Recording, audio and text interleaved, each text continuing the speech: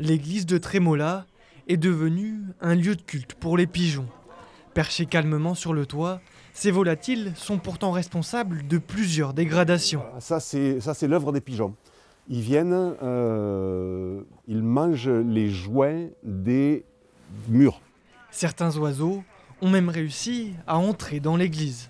Donc voilà un peu ce qu'on peut constater de la présence des pigeons dans l'église et des désagréments que ça peut causer à l'occasion d'office.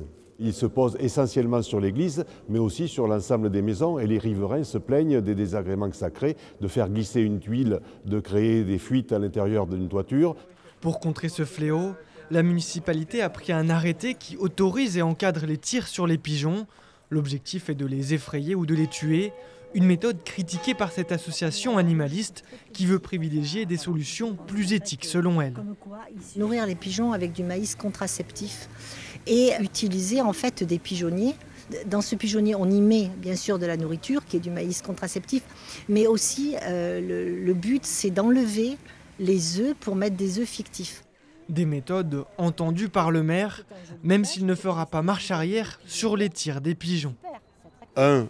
Éradiquer, réduire la population, et 2. Procéder à la stérilisation. Ça me semble deux méthodes complémentaires pour arriver à juguler cette population et les dégâts qui y sont afférents.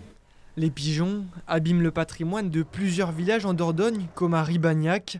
Ici, des tirs sur les oiseaux ont été réalisés en fin de semaine dernière, mais les volatiles sont difficiles à déloger.